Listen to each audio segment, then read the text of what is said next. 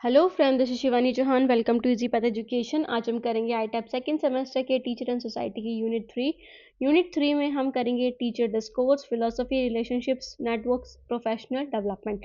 इनके बारे में आज हम बात करेंगे, जिसके बारे में हम हिंदी में भी डिस्कस करेंगे। सो ये जो वीडियो की हिंदी और इंग्लिश दोनों लैंग्वेजेस में होगी, दोनों ही देख सकते हैं। वैसे मैं इंग्लिश को ही हिंदी में ट्रांसलेट करके समझाने की पूरी कोशिश करूँगी।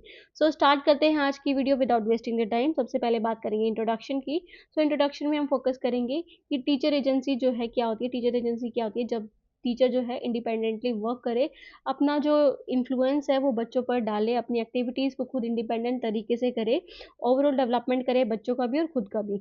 सो teacher agency is the ability of teacher to act purposefully, कि वो पर्पसफुली काम करे, मतलब उद्देश्यपूर्ण ढंग से, कि टीचिंग का एक एम होना चाहिए उसके लिए, है ना, उसको कंप्लीट करना। एंड मेक इन्फॉर्म डिसीजन, ऐसे डिसीजन ले जो अच्छे हों, सही हों सबके लिए, है ना। So influence educational practices based on their professional judgement.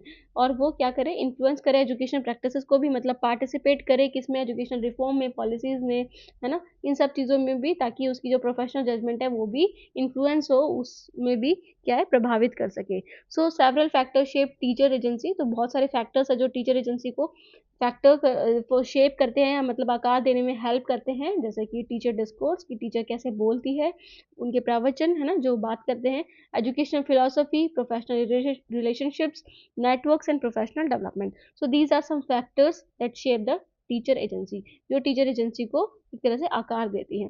एक एक करके बात करेंगे, क्योंकि हमारी जो वीडियो है वो इन्हीं फैक्टर्स के ऊपर है। बात करते हैं सबसे पहले टीचर डिस्कोर्स की। तो teacher discourse and their influence on agency, की क्या इन्फ्लुएंस है टीचर एजेंसी पे टीचर की डिस्कोर्स का। तो बात करते हैं टीचर डिस्कोर्स होता क्या है। तो it refers to the way in which teachers talk about, understand and interpret their roles, responsibility and education practices. तो टीचर डिस्कोर्स क्या होता है? जिस तरीके से वो बात करती है, जिस तरीके से वो समझाती है चीज़ों को, इंटरप्रेट करती है अपने रोल को according to the situation, according to the classroom.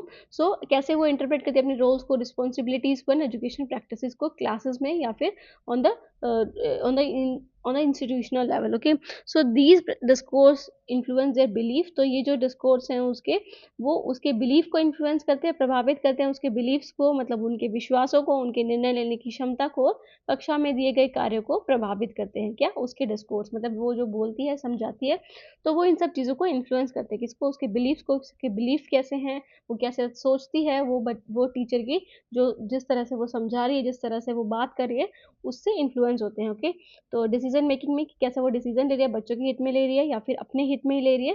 तो ये सारी चीज़ें इन्फ्लुएंस करती हैं टीचर के डिस्कोर्स पे भी, है ना, जैसे वो बोलती है, जैसे वो आपको समझाती है।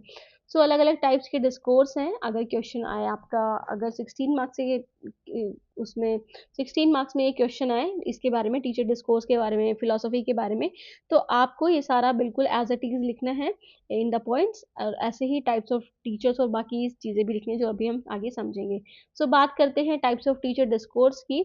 सबसे पहला है पॉलिसी ओरिएंटेड डिस्कोर्स। जो पॉलिसी ओरिएंटेड डिस्कोर्स, जैसा कि समझ ही आ रहा है, ऐसे ऐसे जब टीचर कैसी करती है, एजुकेशन पॉलिसीज से रिलेटेड, है ना, स्टैंडर्डाइज करिकुलर से रिलेटेड, जो मानकीकृत पाठ्यक्रम होते हैं उनसे रिलेटेड, और एडमिनिस्ट्रेटिव डायरेक्टिव से रिलेटेड जो बातें होती हैं, तब वो ऐसे रूप में करते हैं, तो उन्हें बोलते हैं पॉलिसी ओरिएंटेड डिस्कोर्स। कि वो पॉलिसी से रिलेटेड जो चीज़ें कर रहे हैं, उनके साथ मिलके चल रहे हैं। ओके, सो पेडागोजिकल डिस्कोर्स क्या होता है? जब टीचर जो है फोकस करती है स्टूडेंट सेंटर्ड लर्निंग पे, इनोवेटिव टीचिंग मेथड्स पे, कि नए नए जो टीचिंग मेथड्स हैं उनको एक्सपेरिमेंट करती है, और एंगेजमेंट स्ट्रेटजीज पे, कि बच्चों को कैसे एंगेज किया जाए क्लासरूम में, ताकि इफेक्टिव रिजल्ट मिल सके। तो जुड़ाव रणनीतियों और नवाचारशील शिक्षण विधियों पर फोकस करती है, और छात्र केंद्रित शिक्षा पर भी। Pedagogical discourse. उसके बाद आता है third one is critical discourse. तो क्रिटिकल डिस्कोर्स फोकस करता है आलोचनात्मक प्रवचन पे। इट मीन्स कि टीचर क्वेश्चन करती है, अब टीचर क्वेश्चन करती है और चैलेंज करती है सिस्टमिक इनइक्वालिटीज़ को, जो इनइक्वालिटीज़ फेस करने को मिलती है टीचर को या फिर किसी स्टूडेंट्स को, उनको सिर्फ सहती ही नहीं है, बल्कि उनका क्वेश्चन करती है और चैलेंज भी करती है उन्हें, है ना। तो जो बायसनेस जो हमें देखने को मिलती है ना, और इनइक्वालिटीज़ देखने को मिलती हैं, तो इन सब चीज़ों को क्वेश्चन करती है, चैलेंज करती है। मतलब क्रिटिकल डिस्कोर्स में टीचर इन सब चीज़ों के बारे में बात करती है।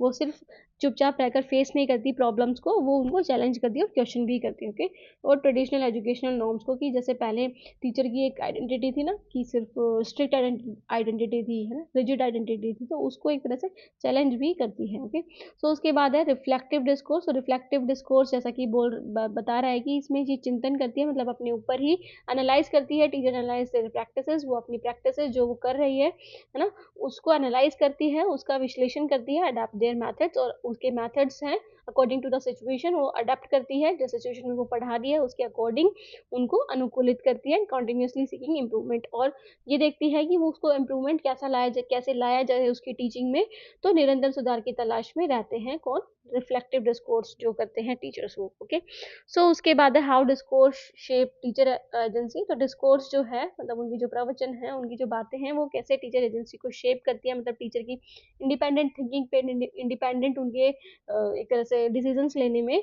सो teacher who engage in critical and reflective discourse, अगर हम बात करें जो क्रिटिकल और रिफ्लेक्टिव डिस्कोर्स में जो एंगेज होते हैं टीचर, उनके अंदर ज़्यादा ऑटोनॉमी होती है, उनके अंदर ज़्यादा स्वायत्ता होती है, या फिर इंडिपेंडेंसी होती है, वो अपने डिसीजन खुद ले सकते हैं और कॉन्फिडेंस में ले सकते हैं सारे पेडागोजिकल डिसीजन, की कैसे पढ़ाना है, क्या क्या स्ट्रेटेजीज यूज करनी है, किस टाइम में किस बच्चे को किस मेथड से पढ़ाना है ना, तो ये सारी चीज़ें वो यूज़ करती है जब वो इस इस डिस्कोर्स को यूज करते हैं, कौन सा, क्रिटिकल एंड रिफ्लेक्टिव डिस्कोर्स को। उसके बाद है discourse that emphasize rigid policy adherence, की जो किस पे, नीति आधारित कठोरता पे जो बल देती है, जो ऐसी बातें करती है टीचर, ऐसे तरीके से समझाती है, तो वो किस पे फोकस करती है, can restrict agency by limiting teachers ability to innovate. तो इससे जो टीचर एजेंसी की जो एक तरह से नॉर्मल जो उनकी सिचुएशन है उसको लिमिट कर देती है, उसको सीमित कर देती है, कि अब वो बहुत सारी चीज़ें जो इनोवेशन है वो नहीं कर सकते, अगर वो किस पे बल देती है, रिजिड पॉलिसी एडहेरेंस पे, कि जो पॉलिसीज बनाई गई है बस उसी के अकॉर्डिंग ही काम करेगी, खुद के दिमाग और खुद के विचारों के बारे में नहीं सोचेगी। उसके बाद a balance of pedagogical and reflective discourse foster creativity, और अगर वो यूज करे किसका, पेडागोजिकल और रिफ्लेक्टिव डिस्कोर्स का, तो उससे वो क्रिएटिविटी को फोस्टर कर सकती है, मतलब क्रिएटिविटी ला सकती है अपनी थिंकिंग में, बच्चों में, और प्रॉब्लम सॉल्विंग एबिलिटी इंक्रीज हो सकती है, अडेप्टेबिलिटी इन द क्लासरूम, और वो अनुकूलनशीलता को बढ़ावा देता है ऐसा टीचर, है ना, जो इन सारी चीज़ों को यूज़ करता है। उसके बाद है एजुकेशन फिलॉसफी क्या होती है इन टीचर एजेंसी। तो एजुकेशन फिलॉसफी होती है it refers to the belief, की जो क्या होता है कि जब जो टीचर है उसकी क्या थिंकिंग है, उसके क्या बिलीफ है, उसके क्या विचार हैं, क्या थॉट्स हैं, क्या वैल्यूज़ हैं, तो ये टीचिंग को लेकर, है ना, टीचिंग को लेकर, लर्निंग को लेकर, और पर्पस ऑफ एजुकेशन की, उसका क्या पर्पस है एजुकेशन का, मतलब उसको पढ़ाने का क्या पर्पस है, क्या एम है, क्या ऑब्जेक्टिव है, तो वो होता है एजुकेशन फिलोसफी। जब क्या होता है, इट मीन्स कि it is the belief and values the teacher hold about teaching. ठीक है, टीचर जो बिलीव और वैल्यू रखता है अपने अंदर टीचिंग के बारे में, लर्निंग के बारे में, कि कैसे पढ़ाया जाए, कैसे याद किया जाए किसी चीज़ को, है ना, अधिगम किया जाए किसी चीज़ का, और क्या पर्पस होना चाहिए एजुकेशन का, ये सब एजुकेशन फिलॉसफी पे डिपेंड करता है कि कैसी उसकी फिलॉसफी है। So here comes the philosophy. Philosophy जो है, मेजर फिलॉसफीज अगर हम बात करें और उनका इम्पैक्ट देखेंगे, सो प्रोग्रेसिविज्म बढ़ावा देता है स्टूडेंट सेंटर्ड लर्निंग को। इट मीन्स कि एनकरेजिंग इंक्वायरी बेस्ड लर्निंग, इसमें इंक्वायरी बेस्ड लर्निंग को एनकरेज करता है कि बच्चे क्वेश्चन आंसर के थ्रू समझेंगे, क्रिएटिविटी को एनहांस करता है, प्रॉब्लम सॉल्विंग एबिलिटी बढ़ाता है बच्चों की। तो teacher have more agency to design flexible curriculum. तो इसमें क्या होता है, टीचर क्या कर सकती है, एक तरह से एक ऐसी उनकी एजेंसी बन जाती है, मतलब वो इंडिपेंडेंट हो जाते हैं कि वो फ्लेक्सिबल करिकुलम बना सके अपने अकॉर्डिंग, बच्चों के अकॉर्डिंग, बच्चों की नीड्स के अकॉर्डिंग। फिर है कंस्ट्रक्टिविज्म, जो फोकस करता है एक्टिव लर्निंग पे और क्रिटिकल थिंकिंग पे। तो इसमें क्या होता है, teacher act as facilitator rather than authorities. ये टीचर जो है वो फैसिलिटेटर की तरह एक्ट करता है, मतलब वो फैसिलिटीज प्रोवाइड करता है बच्चों को, है ना, और सारे इंस्टीट्यूशंस वगैरह को, ताकि वो क्या कर सके, उनकी लर्निंग में एनहेंस हो सके, है ना। सो रादर देन अथॉरिटीज नहीं, वो फैसिलिटेटर के रूप में वर्क करता है, जैसा कि एनईपी भी बोलती है। एनईपी में टीचर को क्या माना जाएगा, गाइड माना जाएगा, है ना, माना गया है, फैसिलिटेटर माना गया है, मेंटर माना गया है। सो इसी तरह से कंस्ट्रक्टिविज्म में अप्रोच फोकस करती है किस पे, टीचर को, फैसिलिटेटर पे, जिससे हायर लेवल ऑफ एजेंसी जो है प्रमोट हो सकती है, मतलब उसकी इंडिपेंडेंट थिंकिंग को ज़्यादा इंप्रूव कर सकते हैं इसके थ्रू। ठीक है, उसके बाद है एसेंशियलिज्म। तो एसेंशियलिज्म किस पे फोकस करती है, traditional and knowledge based learning पे, है ना, ट्रेडिशनल लर्निंग पे, कि सिर्फ बच्चों को ज्ञान होना चाहिए, ये नहीं कि कहाँ से आया कैसे हुआ, तो मतलब रोट लर्निंग को ज़्यादा फोकस करती है। तो इसमें क्या होगा, अगर वो रोट लर्निंग में ज़्यादा फोकस करेगी तो उसकी एक तरह से स्वायत्ता, जो उसकी इंडिपेंडेंसी है, वो अपने डिसीजन खुद नहीं ले पाएगी, ना कॉन्फिडेंट बन पाएगी डिसीजन में, है ना।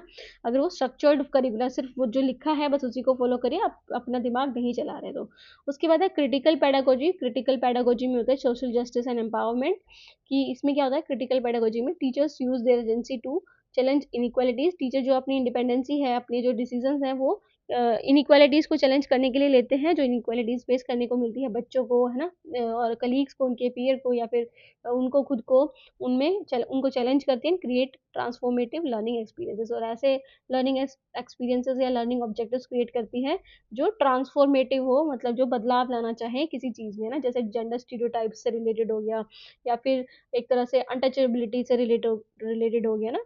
तो ये सारी चीज़ों के खिलाफ होती है वो, कि ऐसा नहीं होना चाहिए, उनको चैलेंज करती है। उसके बाद है कि वो फिलॉसफी जो है वो कैसे शेप करती है, किसमें, क्रिएटिव इनसबऑर्डिनेशन में। तो क्रिएटिव इनसबऑर्डिनेशन क्या होता है, कि जिस तरीके से वो चैलेंज कर सकें किसी भी अथॉरिटी या किसी रूल को, ठीक है, फॉर अ कॉज और सिचुएशन की। इसका मतलब क्या है, रचनात्मक अवज्ञा, कि वो खुद सोच रहे हैं कि कैसे कोई चीज़ हो रही है, तो उसको चैलेंज करना, अगर वो सही है तो ठीक है, अगर वो सही नहीं है तो उसको चैलेंज करना, उस अथॉरिटी या उस रूल्स को, ठीक है। सो इट मीन्स कि टीचर्स विद प्रोग्रेसिविज्म, तो इसमें क्या है, फिलोसफी कैसे शेप करती है क्रिएटिव सबऑर्डिनेशन को। तो टीचर्स विद प्रोग्रेसिव एंड और critical pedagogical philosophy often engage in creative insubordination. तो जो टीचर प्रोग्रेसिव और क्रिटिकल पेडागोजिकल फिलोसफीज को अपनाती है, वो किस में एंगेज होते हैं, often engage in creative insubordination, मतलब वो किस में, रचनात्मक अवज्ञा में संलग्न, है ना, संलग्न होते हैं। इट मीन्स कि वो ज़्यादा उसमें एनहेंस करते हैं, अपनी अपनी एबिलिटीज़ को बढ़ाते हैं, प्रोग्रेसिव और क्रिटिकल पेडागोजिकल फिलोसफीज को जो अपनाते हैं, where they push back against restrictive policies, की वो क्या करते हैं, जो रेस्ट्रिक्टिव पॉलिसीज हैं, जो एक तरह से प्रतिबंध प्रतिबंधात्मक, है ना, सॉरी, प्रतिबंधात्मक नीतियां हैं, उनका विरोध करते हैं, जो रेस्ट्रिक्टिव पॉलिसीज है, जो उनको लिमिट में रखती हैं, उनको चैलेंज करते हैं। ओके, सो उसके बाद है टीचर विद असेंशियलिस्ट। जो असेंशियलिस्ट व्यूज हैं, मतलब जो रिजिड लर्निंग पे ज़्यादा फोकस करते हैं, ट्रेडिशनल लर्निंग पे जो फोकस करते हैं, उनके लिए करिकुलम ही सब कुछ है, और उनसे जो उनकी एजेंसी है, मतलब उनकी जो एक तरह से स्वायत्ता है या फिर इंडिपेंडेंसी है, वो कम हो जाती है। और कंस्ट्रक्टिविस्ट अप्रोच वाले क्या करते हैं, कंस्ट्रक्टिविस्ट अप्रोच को जो फोकस करते हैं, उससे टीचर की जो एजेंसी है वो प्रमोट हो सकती है by active learning. Active learning करके एक्टिव लर्निंग कराते हैं, मतलब बच्चों को भी इंक्लूड करते हैं अपनी लर्निंग में, पढ़ाने में, टीचिंग में। और टीचर ड्राइवर इनोवेशन को प्रमोट करते हैं। इट मीन्स कि इनोवेट करते हैं, कुछ एक्सपेरिमेंट करते हैं चीज़ों के साथ, जिससे कोई नई चीज़ शामिल हो सके किसमें, पॉलिसीज़ में, रिफॉर्म्स में, है ना, इन सब में।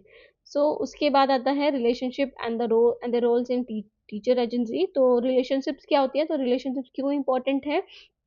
तो relationship that teacher build with students, colleagues, administrator, parents and policy maker influence their ability to exercise agency.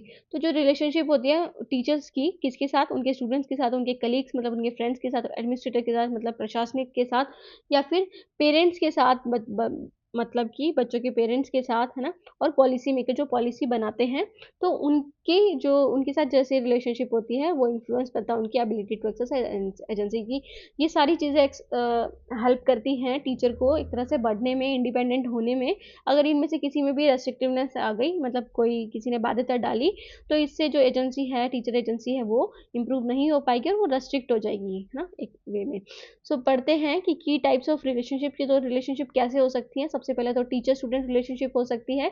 Teacher और स्टूडेंट के बीच में अगर अच्छी रिलेशनशिप होगी, मतलब स्ट्रॉन्ग रिलेशनशिप होगी, तो they feel empowered to tailor their instruction. तो अगर टीचर की स्ट्रॉन्ग रिलेशनशिप होगी स्टूडेंट के साथ, तो वो अपने जो इंस्ट्रक्शन है, अपनी जो बातें हैं, वो अच्छे से कह पाएंगे, बिल्कुल एक तरह से उसमें क्या बोलते हैं, बिल्कुल पावर में, या फिर बिल्कुल मोटिवेट हो गए, है ना। तो वो सारी अपनी बात कह पाएंगे, और स्टूडेंट्स के नीड्स के अकॉर्डिंग पढ़ा पाएंगे बच्चों को, and trust and open communication enhance teachers motivation and confidence. तो जो ट्रस्ट होगा उनके बीच में, टीचर और स्टूडेंट के बीच में, और ओपन कम्युनिकेशन होगी, मतलब कि एक दूसरे से सवाल कर सकते हैं, कोई बाध्यता नहीं है, तो उससे मोटिवेशन भी इंक्रीज होगा इसका टीचर्स का, और कॉन्फिडेंस भी बिल्डअप होगा। ओके, सो उसके बाद है टीचर एडमिनिस्ट्रेटर रिलेशनशिप। तो टीचर और एडमिनिस्ट्रेटर का कैसा रिलेशनशिप होना चाहिए? Supportive leadership foster agency by allowing teachers to experiment, take risk and make instructional decision. तो अगर सपोर्टिव लीडरशिप होगी, नेतृत्व होगा, मतलब वो नेतृत्व करेंगे चीज़ों में, तो उससे जो उनकी एजेंसी है, मतलब उनकी जो इंडिपेंडेंसी है, वो ज़्यादा अच्छी होगी। अलोइंग टीचर टू एक्सपेरिमेंट, वो एक्सपेरिमेंट करेंगे, करने की कोशिश करेंगे, रिस्क भी लेंगे, और मेक इंस्ट्रक्शन डिसीजन, और ऐसे डिसीजन लेंगे जो जो इम्पोर्टेंट हो, जो अच्छे हों बच्चों के लिए भी और बाकी सबके लिए भी। सो रेस्ट्रिक्टिव, अगर रेस्ट्रिक्टिव एडमिनिस्ट्रेशन होगा तो उससे उनकी जो एजेंसी है वो लिमिट हो जाएगी, और जो जिससे वो सिर्फ रिजिड पॉलिसीज को ही फोर्स करते जाएंगे, इट मीन्स कि उनको ही फॉलो करते जाएंगे। ओके, सो उसके बाद है टीचर कलीग रिलेशनशिप्स। तो टीचर कलीग, और कलीग मतलब उनका जो, उनकी जो एक तरह से पार्टनर्स होते हैं, या फिर आप बोल सकते हो जो उनके साथ पढ़ाते हैं, है ना, स्कूल में। तो कलीग्स के साथ, या फिर सहपाठी जिसे बोल सकते हो आप, सहपाठी तो नहीं होंगे बट ये पढ़ाते हैं साथ में। Okay, so collaborative environment encourage shared agency. जो कोलैबोरेटिव एनवायरनमेंट है उससे एनकरेज होगा, मतलब वो अपनी जो इन्फॉर्मेशन है, अपनी जो इंडिपेंडेंस है वो शेयर करेंगे, अपनी नॉलेज को शेयर करेंगे, एक्सचेंज करेंगे एक दूसरे के साथ, और प्रॉब्लम सॉल्विंग में भी कलेक्टिवली हिस्सा लेंगे, एक दूसरे के साथ मिलकर प्रॉब्लम सॉल्व करेंगे। बट अगर आइसोलेटेड टीचर है, आइसोलेटेड टीचर जो अकेले ही सब सारा काम कर रही है, जो दूसरों की हेल्प नहीं ले रही है अपने कलीग्स की, तो वो स्ट्रगल फील कर सकती है in limiting agency due to lack of support, क्योंकि उसे सपोर्ट नहीं मिल पा रही, तो उसकी जो इंडिपेंडेंसी है, उनकी जो मोटिवेशन है वो इम्प्रूव नहीं हो पाएगा, वो एक तरह से लिमिट हो जाएगा उसकी, उसमें बाध्यता आ जाएगी ना। सो उसके बाद है टीचर पेरेंट कम्युनिटी रिलेशनशिप। तो टीचर पेरेंट कम्युनिटी रिलेशनशिप भी अच्छा होना चाहिए।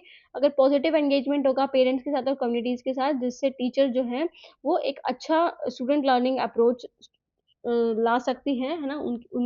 उनके साथ खड़ी हो सकती हैं। बट अगर पेरेंटल और सोसाइटल एक्सपेक्टेशन अलग होंगी, उनके टीचर के जो ऑब्जेक्टिव्स हैं, टीचर के रूल्स एंड रेगुलेशन से, तो उससे जो उनकी एजेंसी है उसको रेस्ट्रिक्ट कर होना पड़ेगा, मतलब वो एक तरह से कॉन्फ्लिक्ट में आ जाएँगे if they conflict with teachers professional judgement, कि वो एक तरह से कभी-कभी पेरेंट और सोसाइटल एक्सपेक्टेशन में बहुत ज़्यादा गैप आ जाता है, जिसकी वजह से टीचर्स को अपनी जो एजेंसी है या फिर इंडिपेंडेंसी है वो कम करनी पड़ती है, जिसकी वजह से टीचर अपने रूल्स एंड रेगुलेशन की वजह से, या फिर अपने वे ऑफ टीचिंग की वजह से नहीं पढ़ा सकती है ना, उसकी हेल्प से नहीं पढ़ा सकती है। सो उसके बाद है how relationship influence creative insubordination. तो रिलेशनशिप कैसे इन्फ्लुएंस करते हैं? सो सपोर्टिव कलीग्स होंगे और एडमिनिस्ट्रेटर होंगे, तो इससे सेफ स्पेस मिलेगी टीचर्स को to challenge affect ineffective policies through creative means, कि अगर सब मिलकर अगर काम करेंगे, उनके कलीग्स और एडमिनिस्ट्रेटर उनके साथ मिलकर काम करेंगे, तो टीचर चैलेंज कर सकती है जो इनअफेक्टिव पॉलिसीज है, जो पॉलिसीज काम की नहीं है, जो बिल्कुल एक तरह से यूजलेस है, उन पॉलिसीज को चैलेंज कर सकती हैं क्रिएटिव मीन्स के जरिए, मतलब साथ में मिलकर अगर कोई काम करेगा तो वो बहुत अच्छे से दर्शाई जा सकती हैं। उसके बाद है टीचर इन रेस्ट्रिक्टिव एनवायरनमेंट। अगर टीचर एक रेस्ट्रिक्टिव एनवायरनमेंट में रहता है, जहाँ पे उसको बहुत ज़्यादा रेस्ट्रिक्शंस फील करनी पड़ती है, बाध्यता फील करनी पड़ती है, उनको क्या करना पड़ेगा? मे यूज़ क्रिएटिव इनसबऑर्डिनेशन, उनको क्रिएटिव इनसबऑर्डिनेशन का यूज़ करना पड़ेगा टू क्वाइटली अडैप्ट और resist policies that do not benefit students. तो उनको वही सब चीज़ें करनी पड़ेंगी जो एक तरह से पॉलिसीज जो बता रही है ना? उनको वही चुपचाप बैठ के वही उनके थ्रू ही पढ़ाना पड़ेगा, और उन्हीं पॉलिसीज को अपनाना पड़ेगा जो स्टूडेंट्स को बेनिफिट नहीं करेंगी। ओके, ये उसके बाद है, तो नेटवर्क, उसके बाद आता है नेटवर्क क्या होता है, और प्रोफेशनल लर्निंग कम्युनिटीज। सो टीचर नेटवर्क होता क्या है? Teacher network consist of formal and informal group. तो टीचर का मतलब ये थोड़ी है कि सिर्फ़ उनके जो कलीग्स होते हैं वही उनका नेटवर्क हो गया। उनके अलग-अलग, मतलब उनके जो पर्सनल नेटवर्क्स भी हो सकते हैं ना, उनके फ्रेंड्स हो सकते हैं, फैमिली मेंबर्स हो सकते हैं, और ग्लोबल लेवल पे भी हो सकते हैं, मतलब दूसरे देश में या फिर दूसरे जगह से भी हो सकते हैं, ऑनलाइन नेटवर्क भी हो सकते हैं उनके। सो उनके बारे में ही बात करेंगे। सो teacher network consist of formal and informal groups हो सकते हैं। फॉर्मल जहाँ पे वो अपनी टीचिंग से रिलेटेड बात कर सकें, इनफॉर्मल में जहाँ पे वो अपने पर्सनल इश्यूज़ के बारे में बात कर सकें।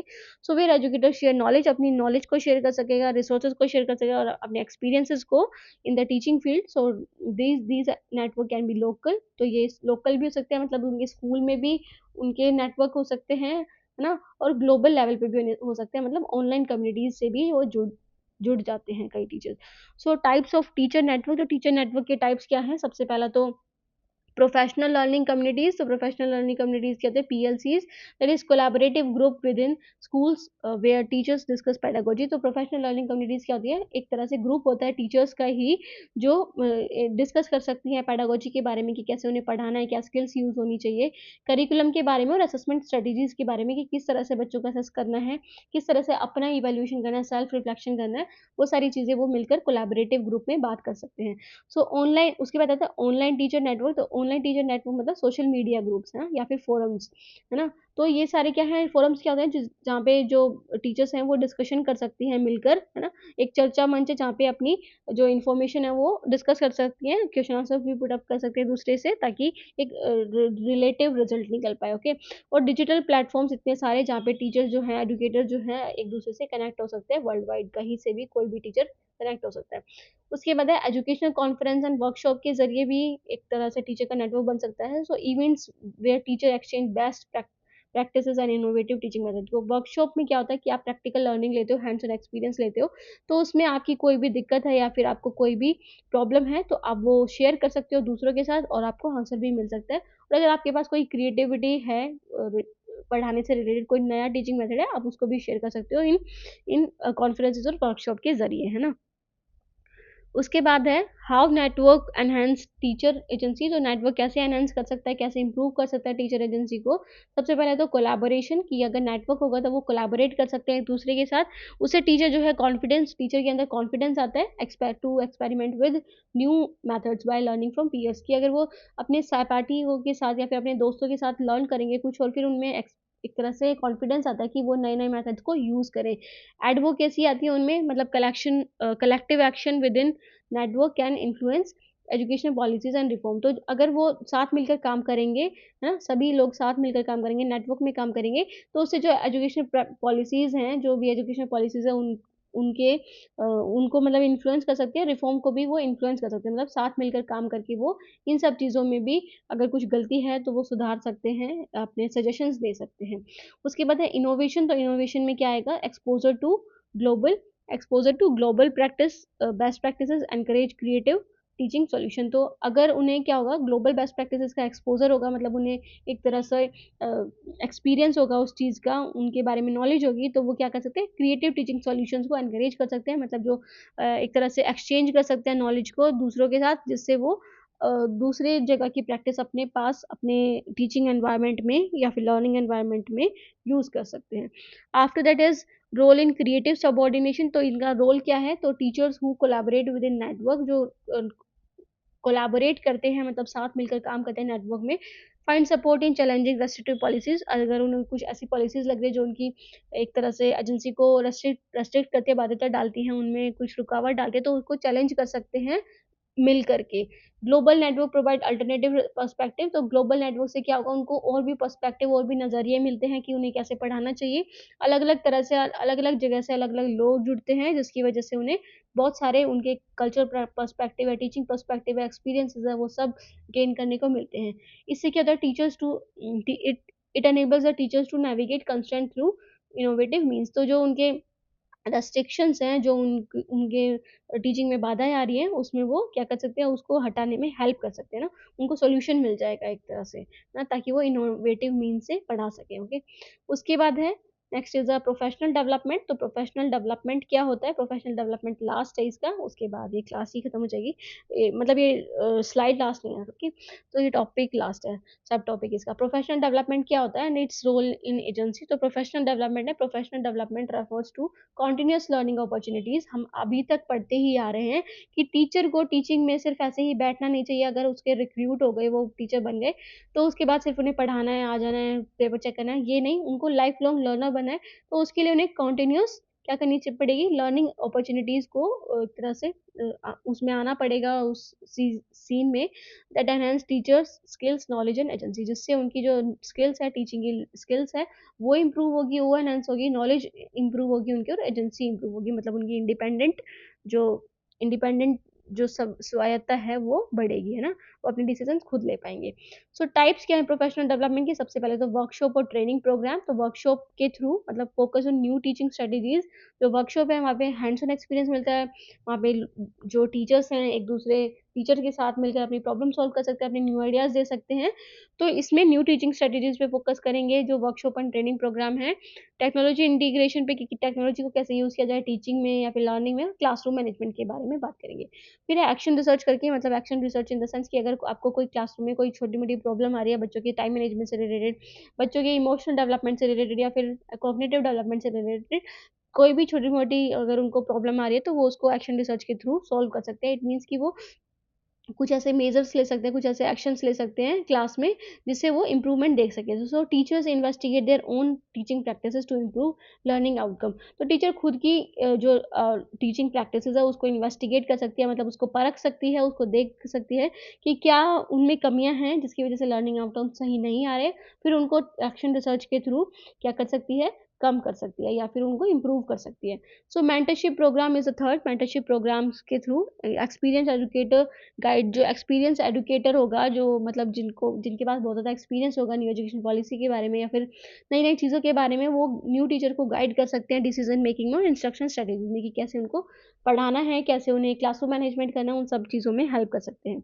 After that is the last one, is the fourth one, is the self directed learning, कि इन सब के ज़रिए तो ठीक है बट उनको सबसे पहले सेल्फ डायरेक्टेड होना पड़ेगा, मतलब खुद से ही सीखना पड़ेगा।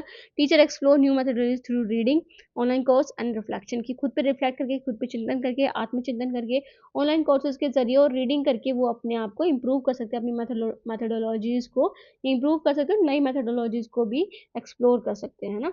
सो उसके बाद है how professional development shape teacher agency. तो प्रोफेशनल डेवलपमेंट कैसे शेप करती है, कैसे उसमें आकार देती है। तो सबसे पहले स्किल एनहांसमेंट में हेल्प करती है। अगर कोई भी टीचर वर्कशॉप ऑर्गेनाइज करेगा या वर्कशॉप में जाएगा, है ना, सेमिनार्स अटेंड करेगा, तो उससे क्या होगी, उनमें एक तरह से कॉम्पिटेंसीज डेवलप होगी, मतलब निपुणता आएगी, उनमें टीचिंग स्किल्स आएंगी, जिससे उनमें कॉन्फिडेंस बढ़ेगा डिसीजन मेकिंग में। फिर ऑटोनॉमी ग्रोथ, वो खुद अपने डिसीजन खुद ले पाएंगे। Learning new strategy empower teacher to modify their approach creatively. तो वो अपनी जो अप्रोचेज़ हैं, टीचिंग अप्रोचेज़ हैं, टीचिंग स्ट्रेटेजीज़ हैं, वो खुद ले पाएँगे और इतने अच्छे ढंग से ले पाएँगे कि उनको किसी और की ज़रूरत नहीं पड़ेगी ज़्यादा। सो क्रिएटिवली उन चीज़ों को कर पाएँगे। After that is leadership opportunities भी आएगी उनके अंदर, मतलब एक तरह से नेतृत्व कर पाएँगे चीज़ों को। अगर कोई गोल है किसी ग्रुप का तो उसको एक तरह से लीड कर पाएँगे, है ना? तो ये सारी चीज़ें भी उनमें आएँगी। Professional development often leads to increase involvement in school decision making. तो जो स्कूल डिसीजन मेकिंग है, स्कूल के जो डिसीजंस लिए जाते हैं उसमें भी वो इन्वॉल्वमेंट लेंगे, अगर वो प्रोफेशनल डेवलपमेंट एक्टिविटीज़ में हिस्सा लेंगे तो। बाकी मैंने यहाँ पे पीडी लिखा हुआ है, प्रोफेशनल डेवलपमेंट, आप पेपर में ऐसे बिल्कुल भी मत लिखना है, इससे आपकी जो एग्जामिनर है या फिर जो चेक करेगा आपका पेपर, उस पर बहुत ज़्यादा नेगेटिव इफेक्ट जाता है। तो आप ऐसे बिल्कुल मत लिखना, सभी जो आप कुछ भी लिखोगे उसको शॉर्ट फॉर्म में लिखना ही नहीं है आपको, ठीक है। सो उसके बाद है how to strengthen teacher agency. तो टीचर एजेंसी को हम स्ट्रेंथन कैसे कर सकते हैं, कैसे बढ़ा सकते हैं, कैसे उसको मजबूत कर सकते हैं टीचर एजेंसी को। सो encouraging innovative problem solving with restrictive system, कि हम एनकरेज कर सकते हैं किसको, इनोवेटिव प्रॉब्लम सॉल्विंग को, ना कि रेस्ट्रिक्टिव सिस्टम्स को ना। रेस्ट्रिक्टिव सिस्टम्स को हटा के हम इनोवेटिव जो नए नए चीज़ें हैं उनको एनकरेज करके कर सकते हैं स्ट्रेंथन। बिल्ड टीचर लीडरशिप, कि हम टीचर के अंदर लीडरशिप क्वालिटी बिल्ड कर सकते हैं by positioning educator proactive change makers, कि उनको पोजीशन कर दें, मतलब उनको बोल दें कि आप पॉलिसी में आप अपना योगदान दो, आप बताओ कि क्या चीज़ें होनी चाहिए, क्या चीज़ें नहीं होनी चाहिए, क्या रिफॉर्म्स आने चाहिए। तो उन सब चीज़ों में टीचर्स को रोल दो प्रोएक्टिव चेंज मेकर्स में, कि वो चेंज कर सकें एक्टिवली उन सब चीज़ों को। After that is empower teachers to exercise moral and ethical judgement in their practice, कि वो क्या कर सके, एम्पावर टीचर को एम्पावर करो, मतलब टीचर को एनहांस करो या फिर उनको एक तरह से मोटिवेशन दो to exercise moral and ethical judgement, कि वो ऐसा जजमेंट करें, मतलब ऐसे डिसीजंस ले जो मोरली भी अच्छे हो, मोरली भी सही हो और एथिकली भी सही हो, मतलब सभी के हित में हो, है ना। किसी के खिलाफ डिस्क्रिमिनेशन ना करें या फिर कोई भी ऐसा रूल फॉलो ना करें या फिर एक तरह से इनजस्टिस ना करें जिससे किसी को हानि पहुंचे। ओके, सो ये था आज का हमारा लेक्चर। थोड़ी बड़ी क्लास थी क्योंकि ज़्यादा बड़ा टॉपिक था ये। किसके बारे में था, आज की क्लास में हमने पढ़ा टीचर्स के डिस्कोर्स के बारे में, है ना, उनकी फिलोसफीज़ क्या क्या थी, और रिलेशनशिप्स के बारे में। आफ्टर दैट हमने पढ़ा नेटवर्क एंड प्रोफेशनल जो प्रोफेशनल डेवलपमेंट है उन सब चीज़ों के बारे में। क्रिएटिव सबऑर्डिनेशन के बारे में भी पढ़ा, ये आप कैसे कर सकते हो, इन सबऑर्डिनेशन क्रिएटिव इन सबऑर्डिनेशन कैसे कर सकते हो, तो इन सब चीज़ों के बारे में आज हमने पढ़ा। थोड़ी बड़ी क्लास थी बट बहुत ज़्यादा इंफॉर्मेटिव रही होगी आपके लिए, ऐसा मैं उम्मीद करती हूँ। और मेरे चैनल को लाइक सब्सक्राइब और शेयर करना ना भूलिए। और बाकी जो इससे रिलेटेड वीडियोज़ हैं, इस यूनिट से रिलेटेड वीडियोज़ हैं, वो भी आज या कल में आ जाएंगी। और फिर उसके बाद हम नेक्स्ट सब्जेक्ट को फोकस करेंगे। नेक्स्ट सब्जेक्ट में आप मुझे कमेंट करके बताना कि आपको पहले कौन सा सब्जेक्ट करना है, लैंग्वेज 1 करना है, लैंग्वेज 1 एज अ इंग्लिश करना है, या फिर लैंग्वेज 2 एज अ इंग्लिश करना है, या फिर आपको understanding India, understanding India Indian ethos and knowledge system करना है आपको। आप मुझे कमेंट बॉक्स में कमेंट करके बताओगे कि कौन सा आपको सबसे पहले चाहिए, जिसकी वीडियोस सबसे पहले आनी चाहिए इसके बाद। Okay, so student, thank you so much for watching the video and also don't forget to like subscribe and share my channel. Thank you so much. Have a nice day for watching the video. Bye. Take care.